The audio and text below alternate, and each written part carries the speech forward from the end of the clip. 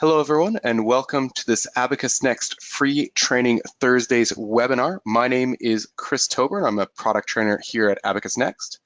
The title for today's webinar is Leveraging Document Assembly in Amicus Attorney.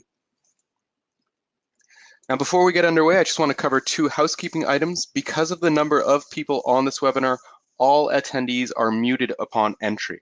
Should you have any questions for me, please feel free to pose them using the chat or question function in the GoToWebinar panel on the right-hand corner of your screen. You may need to expand that to make it bigger so that you can type in your questions. Every effort will be made to answer these questions at the end of today's training session, or webinar rather. And of course, you can always send in those questions to us via email as well. The second housekeeping item, a quick note. In a few moments, I'm going to be sharing my screen. We have been made aware that there are going to be some things that are a little bit truncated in my version of Amicus. That has nothing to do with your version of Amicus. This is actually just an issue with my display and GoToWebinar. So anything that looks a little bit wonky in Amicus Attorney, you can safely ignore that. That is not an issue. And with that, let's get underway.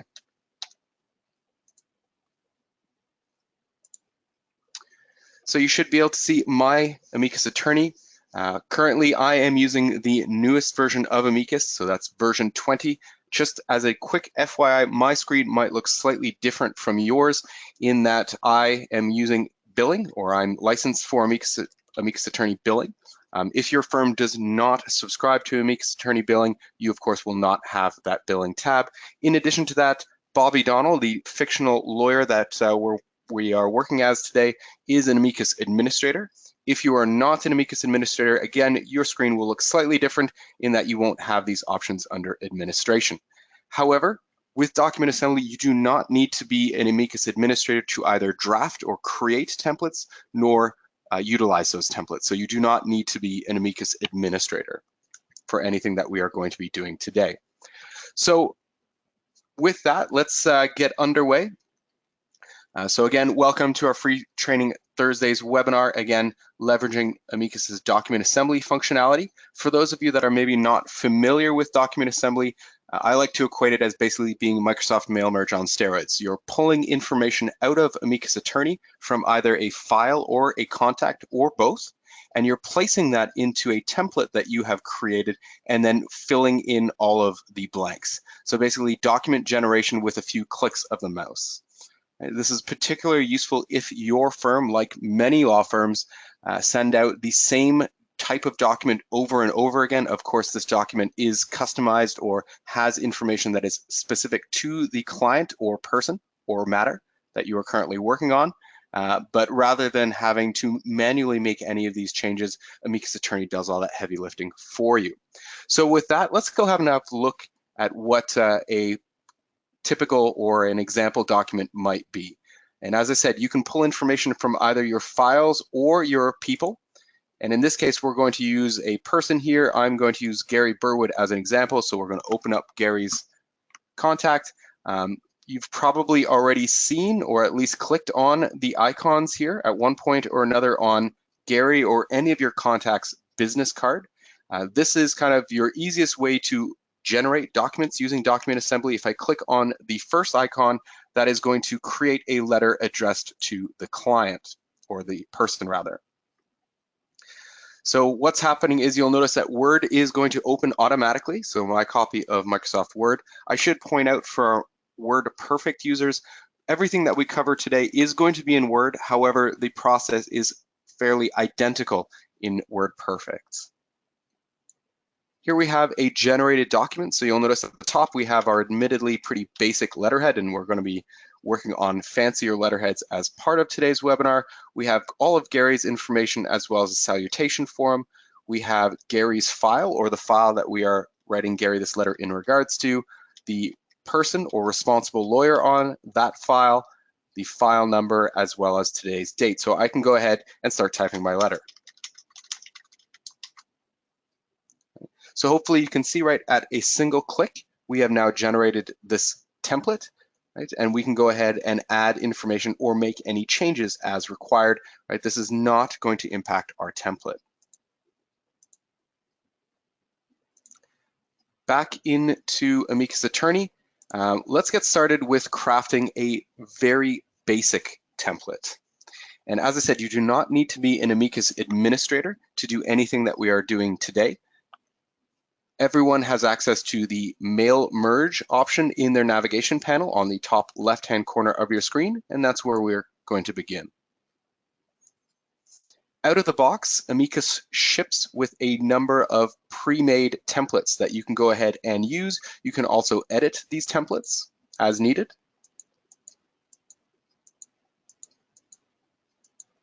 Or you can, as I'm going to do, create a brand new template from scratch. Before we do that, I'm going to just go ahead and create a template group. I'm just going to call it template temp group. And I'm going to go ahead, select that group and select new template. The only thing I need to do is give the template a name.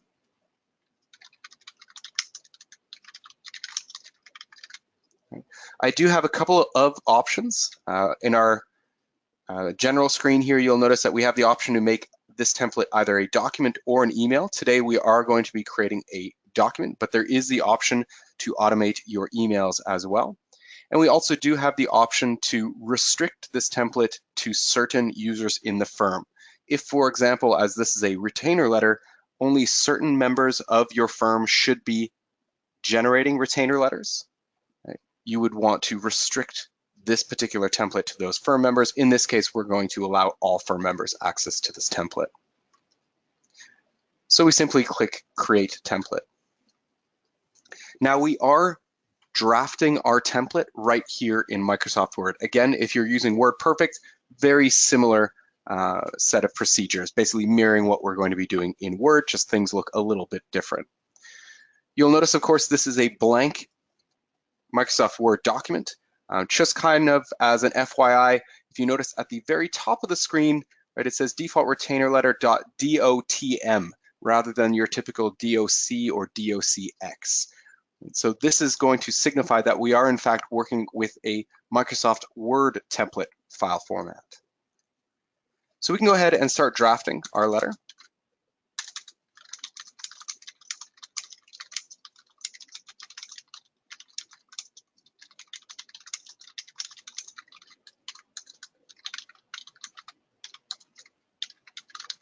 Right.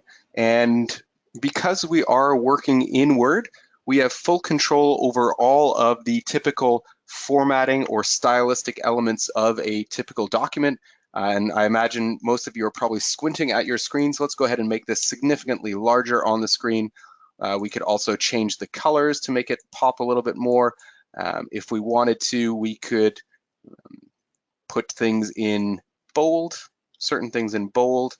We can also play around with margin widths. There's nothing stopping us from doing that.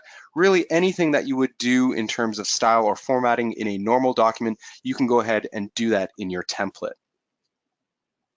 Now, obviously, we want Amicus to put information as required into this document. Right? We'll start with name, right? So we have Dear, and of course, we want Amicus to put in the person's first, or for that matter, we can also use full name into this spot. So a really important area that is frequently used when we generate, or not generate, my apologies, when we craft our templates is going to be under add-ins and select fields. So if I click select fields, the select fields box will appear, and all of the different fields in Amicus, and as you can imagine, if you're working in Amicus frequently, there are a lot of fields. And to this end, our developers decided to categorize these fields kind of on basic areas. So basic people, or basic information, people address, right? And then of course we have the same for our files. In this case, we're going to go for people basic information because that sounds like a good place to look for name, and indeed there is full name, or we could put in first name. You'll notice if I double click either of these or simply click insert, that is going to appear in the background. Right now it says Dear people underscore first underscore name, and that is to signify that that is where Amicus is going to put in the first name. We want to do the same thing down here for the file name. So this is a default or a basic retainer letter that we're sending off to the client. We want to let them know the file's name for which we've opened. That sounds like something that would be under file basic information, and indeed, there it is, short file name. We can also put in the lawyer's name. This is going to be a little bit further down on the list, and you can see here a whole swath of different fields that we can bring in. One of the last ones on the list is responsible lawyer, and we can go ahead and put that in. All right. So at this point, we have 3 different fields. I'm going to add one additional field. This field is a little bit different from any other field, and that would be the date field. And the reason that it's different is that Amicus doesn't really care what the date is. There's nowhere in Amicus, there is a place in Amicus that tells you what the date is, of course, but that's not really a field. So what we need to do is go to firm information. So our developers had to put it somewhere, so they put it under firm information, and all the way at the bottom is the option to put in today's date. Click close. We can go back and make any additional elements or changes that we need to, including change fonts. And once we're happy with our results, right, this is admittedly a very basic template, we can go ahead and click save. Now, this is an important point to make sure that we are all clicking save. Please do not click save, as Amicus has already created this template and put it in a specific location that is mapped out by your firm administrator. We do not want to click save as and then save it to our desktop, for example, because that means that if I shut down my computer, of course, no one else is going to be able to use this template. So whenever we're working with templates for document assembly in Word or WordPerfect, we're simply clicking save. Let's go ahead and have a look at how or what our output looks like. We'll go into our people. And we're going to choose a person here. I'm going to use Janet Bailey as an example. Now, when we're generating documents, before, when I generated the document using Janet's business card, that is tied to a specific template that is set up by your firm administrator. If you are seeking to generate any additional templates, what you would need to do is select the person or indeed the people by holding down the control key. In this case, we're just going to use Janet Bailey. And you can simply right-click on that person and select Generate Document.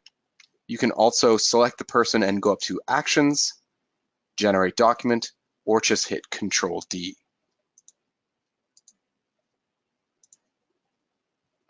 Here's that same list of all of our available templates as we saw before, with the addition, of course, of template temp group. And within that group, we have the default retainer letter. Click OK. Word is going to open automatically again, and there is our generated template. And that, of course, includes the date, the client's first name, the client's short file name, and the responsible lawyer on that file. So even though Bobby Donnell, the fictional lawyer that I'm masquerading as today, generated this document, Amicus knew that because of the template, how we set it up, that it wasn't going to put my name in, it was going to put in the responsible lawyer on that file, the Bailey Kipling file. Now, this is a generated document, which means that any changes we make at this point are not going to impact the template itself. So for example, if I wanted to now change this to a different color and perhaps change this font to something a little bit more garish, I can certainly go ahead and do so. Click Save, click Print, save this as a PDF and then email it off, whatever it is that I need to do. But these changes in terms of the colors and the font are not going to be reflected on the template. The template is only created and then we can modify it. But if we generate a document, that automatically comes out as an actual document, not the template itself. So as I said, this is an admittedly pretty basic template. Let's suppose that we already have a template on our desktop, and this is the standard retainer letter that we use frequently. Right, it's a 2-pager, It has a number of areas that are highlighted. I highlighted those earlier today to signify that these are areas where the information is specific either to the client and or the file. Right? So typically what we'd have to do is make sure that all of these areas were fixed or swapped out for the correct information, make sure there are no typos or any missed spaces, and then save that as a new retainer letter. Instead, we're just going to go ahead and copy the entire document, and back into Amicus, we're going to go back to our merge templates, template temp group, default retainer letter. So of course, we could create a brand new template as we did before. I'm just going to go ahead and edit an existing template, that template that we were working on before, because it isn't really all that great. Here is the template that we were working on earlier today, and let's just go ahead and replace that. Oh. One moment here. I think didn't actually copy the entire document. There we are. So again, we're working in our template, and you can easily tell what a template is again by looking at the top .dotm. And what we would need to do is, of course, replace all of these areas that are in yellow or highlighted with fields. So again, we're going to go back to add-ins, back to select fields, and we would, of course, replace Mr. Harrow blank with full name. You need to make sure that everything stays formatted in the same way as before, position, etc. We'll go ahead and replace, again, the file name, right? That would be, of course, in a separate category, not people basic information, rather file basic information, short file name. And we would go ahead and, as we saw before, we would go through and, of course, replace all of these areas that are highlighted with the appropriate field. And again, date is a little bit wonky. It's under firm information all the way at the bottom, today's date. Just as a quick FYI to those users that are currently using Amicus, or rather currently using custom pages in Amicus Attorney, you do have the ability to leverage custom page information. So those fields can also be brought into your document assembly template. For example, registered company name, that is a custom field. In addition to that, registered, or rather federal tax number, is also a custom field. If we return to the select field box, you can see that we do have file custom information. Right?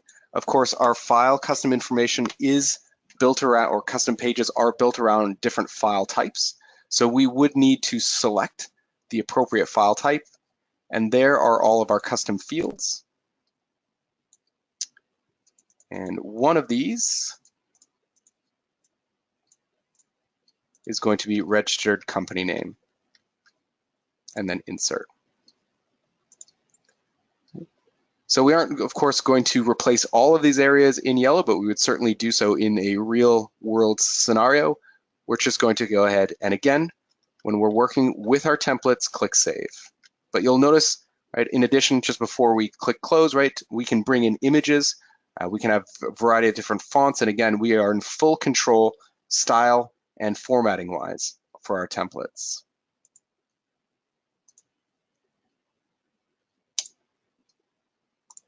Back into Amicus, let's go into a file this time, and we're going to go ahead and generate our brand new template for the Bailey Rekipling file. And the reason I'm choosing Bailey Rekipling is because we have litigation custom fields on this template. And again, a couple of different ways. We can go up to Actions, again, Control D, or just simply right-click, Generate Document. There is that list again, included our template temp group. OK. Word opens automatically. And you can see not all the information, of course, has changed, but information such as the client's first or full name, occupation. The date, of course, has changed. The file name has changed. And in addition to that, it is now Panamania Core as the registered company name. From here, we do have a number of options. You've probably noticed this Amicus Save Options box that pops up every time we generate a document.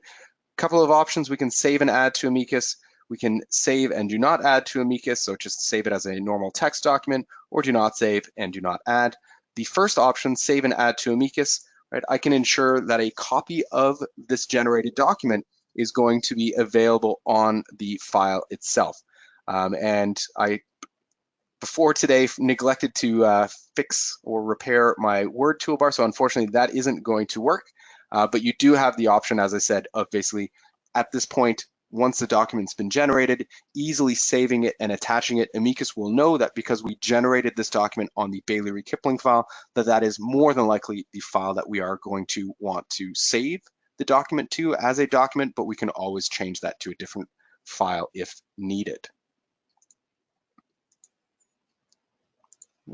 So again, a quick reminder, you do not need to be an Amicus Attorney administrator to work with templates or generate templates. All of you will have that option available under Merge Templates in the top left. Again, we did everything today in Microsoft Word, but if you are using WordPerfect, all of what we saw today is certainly possible. Slight changes in terms of the look and feel. However, the procedures are exactly the same. We didn't, of course, have time to look at document assembly in full detail. There's quite a few other elements that we can also work into document assembly. For example, emails. We can set up generated emails as well in kind of the similar functionality as document assembly. But hopefully you found this session informative and useful. Before I turn things over to questions, just a quick reminder, on our website, you can of course always book additional training for yourself or for your colleagues simply by going to abacusnext.com, and from there, you're able to choose the product. Of course, today we're talking about Amicus Attorney. Choose training. We have 1 or 2 hour long sessions. We actually have a full hour that is dedicated to document assembly, where we work with you and your team, basically customizing your letterheads, ensuring that everything is good to go, and as well working through with a number of other areas within document assembly that unfortunately we just didn't have the time for today.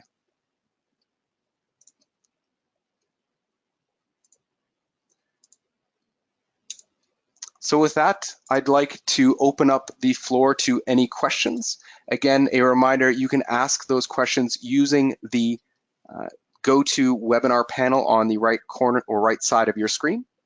And I'll just give you a few moments to locate that and type in your questions. I do see a couple questions that are already in there. The first question that I noticed or that I see rather is, so a question around, does this functionality work for email as well? Yes, it does. Unfortunately, we do not have time for that, but essentially everything that we did today in a Word document could also be done in an email.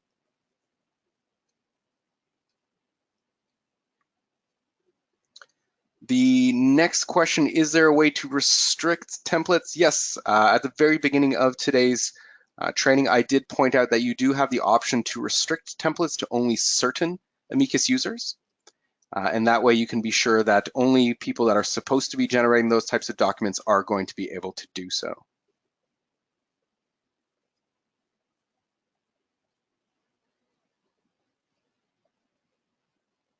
The templates are stored, so the document assembly templates are stored all in one place. So regardless of which user creates those templates, all of those templates are going to be stored on your server. Typically, it's your server. It is controlled by your Amicus administrator. So if you do have any questions as to where those document templates reside, although you wouldn't necessarily ever need to open them in a folder, you could speak with your Amicus administrator.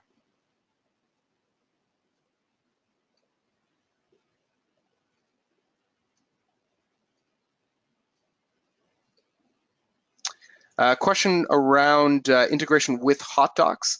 So that's actually a really great question.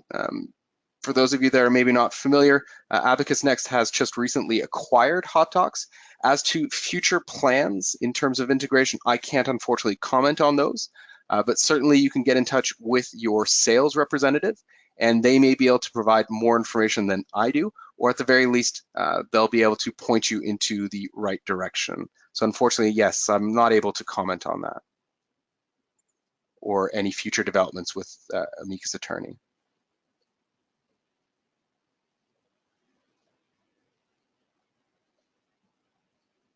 For WordPerfect, yeah, so if you are using WordPerfect, and a lot of our users do still use WordPerfect, you can, of course, it's exactly the same as today. The location of the buttons is slightly different in that WordPerfect kind of lumps all their buttons into one giant button ribbon or tool ribbon. But on that tool ribbon, there is going to be a button very similar to the one we saw today that says Add Fields.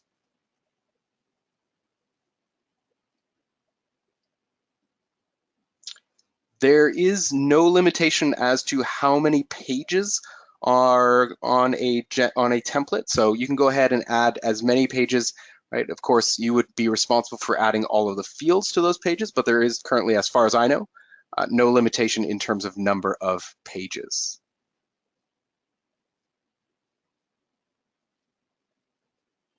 All right, I think I've answered all of the questions. Again, if you do have any other questions, you can simply go ahead and book training with us. Otherwise, you're welcome, of course, to send in your questions via email, and that would be training@Abacus Next. Again, I hope everyone found this session informative and useful. Please do join us again for a future free training Thursdays webinar. Again, my name is Chris Tober, and I'm a product trainer here at Abacus Next, and I wish you all a wonderful rest of the day.